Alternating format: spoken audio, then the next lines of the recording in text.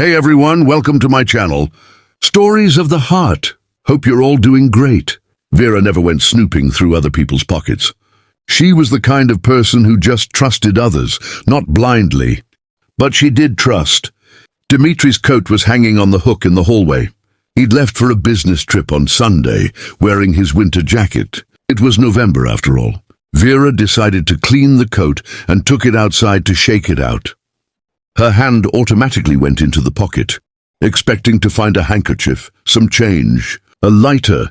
Who knows what he might have left in there? Instead, she found a small, thick envelope with a colorful travel agency logo. Well, Vera thought, and maybe even smiled a little. A surprise, huh? Good job. He didn't forget the anniversary after all. She almost put it back, honestly. But the envelope was already opened. The corner of the trip voucher was sticking out. 4 stars. Arrival on December 12th, 2 spots. Vera looked at the names and was caught off guard. Dmitry Igorovich Sokolov and Elena Sergeyevna Razumova. Lena, her best friend Lena, the very same one who was sitting right here last Saturday on this very chair, drinking tea and complaining to her about her loneliness. Vera, you know, I feel so empty. I want someone by my side. Someone to love me, support me. I want to have a close, dear person near me. Then Vera squeezed her hand, feeling sorry for her. Outside, November was doing its thing, drizzling, gloomy, blowing leaves across the pavement. Vera stood there with the envelope, not knowing what to do next. Then she carefully folded the tickets back up, put the envelope in her pocket, hung up her coat, straightened her collar, went back to the kitchen, and started thinking calmly, coolly, like she knew how only accountants and lawyers. She made herself a strong, tasty coffee and sat down at the table. Well then, let's start thinking clearly. There's one envelope. Inside the envelope are 2 travel vouchers, and the vouchers have names on them. This wasn't a dream or a trick of the mind. Vera knew how to tell reality from wishful thinking.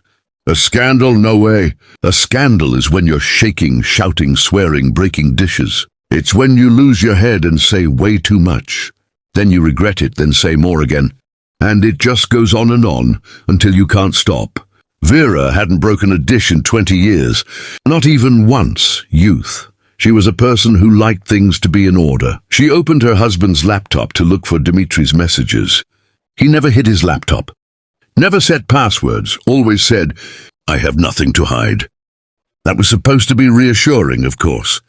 She checked the messenger. Work chats, the car service. Dimitri's mom, colleagues, and then Lena. The conversation started 3 years ago. Within the first half hour, everything became clear. There was nothing that could be interpreted in a better way. None of it. Maybe they're just friends. Friends don't act like. That looks like it. Vera knew what friendship looked like. She'd been friends with Lena for 20 years. Earlier, Vera hung up the phone, got up, rinsed her mug, put it back, and then it hit her. Like a sudden flash of a movie she'd actually seen but didn't realize she had. Lena in the kitchen. Lena laughing at Dimitri's joke, the same one Vera had heard 100 times and stopped smiling at long ago. "Dima, you're so witty." Lena just shows up without calling. "I was passing by and thought I'd drop in." Lena complains about feeling lonely. She just wants someone was nearby. Lena asked Dimitri to help with the fridge. "You're a guy, you know this stuff." The fridge must have been tricky. I remembered last New Year's. There were 3 of them because Lena was all alone. Verka was totally by herself. How they clinked glasses. How Dimitri carefully opened Lena's door with that special smile that Verka hadn't seen in a long time. How they exchanged looks across the table when Verka stepped into the hallway. She caught that glance out of the corner of her eye and told herself it was just her imagination. But the facts are there. The facts, clear. We can call Dimitri on his business. Trip right now and ask him straight up. He'll start explaining. They always do, getting flustered fast, making things up on the spot. Then he'll say it won't happen again, maybe even cry, some can. Vera has seen that before. Not with herself, with others. Now it's happening with her. No, not now. We can call Lena. Lena, we're friends. Lena will either cry, get scared, or say it just happened. That she didn't mean to, that it was him. That she's the victim. No, not that either. Vera looked out the window. November wasn't. It stopped. Indifferent, dull, caught up in their own stuff. The rain came down right on schedule. The trees stood bare. She grabbed her phone, opened Lena's chat and typed, "Lena, I miss you. Come over Friday, let's hang out." Sent it. The reply came in a minute. Quick, happy with a smiley. "Of course, I'm so happy. Everyone will be fine with you." "Everyone," Vera said quietly, not really talking to anyone. On Friday, Dmitri was coming back from a business trip around 8 p.m. He said himself, 8 ga, Lena's at 7 da. Perfect, both will be there. All right. Vera loved it when everything fell into place. There were 3 days left until Friday. She went to bed around 7:30 in the evening, lay in the dark and just listened to the silence. She stared at the ceiling and thought about everything you could possibly think about. On Friday after work, she set the table for 3. 3 plates, 3 glasses, sliced some cheese, put out grapes, and opened a nice bottle of wine she'd been saving since her last birthday. The envelope with the travel vouchers was still in the desk drawer. The spot where she'd put it on Sunday hadn't changed. That was it. There was a knock at the door.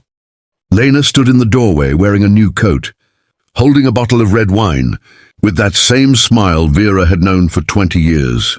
"Verka?" Lena said, hugging her tightly. "I've missed you so much you have no idea." "I can imagine," Vera replied. "Come on in." They sat down and poured some wine. Lena talked about work, the neighbors, some TV show. She spoke easily, like someone who didn't have a care in the world. Vera listened, nodded, and passed the cheese. 20 minutes to the hour, the key turned. Lena turned around at the sound. Vera didn't. She knew who it was.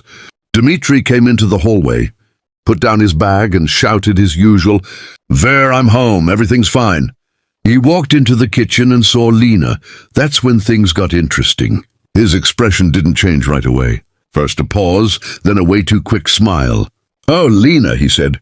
"Hey, didn't know you'd be here." "I invited her," Vera said calmly.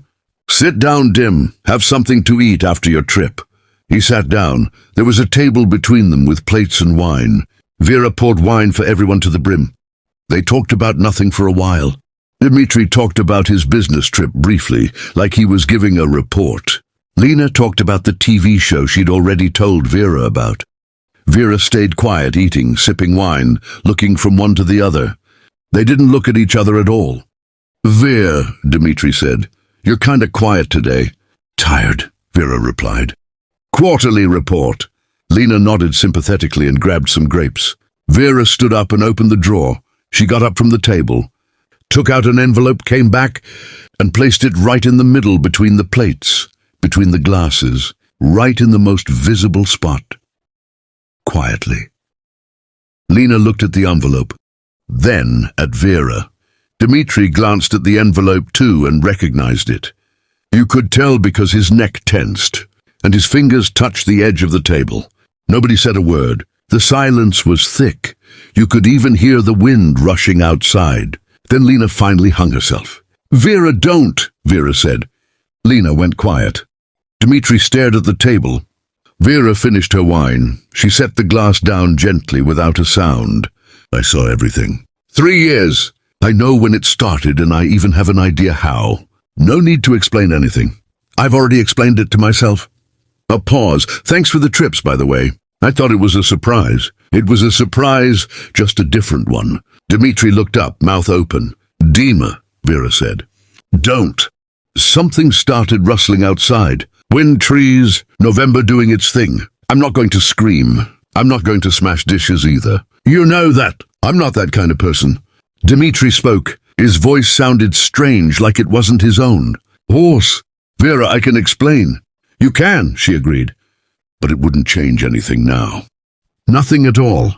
She said it syllable by syllable, flat, like reading out numbers. "You can use the vouchers or not. That's up to you." Lena lifted her head. "Vera, I'm sorry." Vera looked at her completely calm, like you're looking at something you've already said a final goodbye to. "Lena, we've been friends for 20 years. I thought for a moment. I was wrong. Well, it happens." She stood up, gathering her things. She took her plate and glass to the sink. "Finish your wine, it's good. I'd hate to see it go to waste." Then she left the kitchen. The room was pretty dark.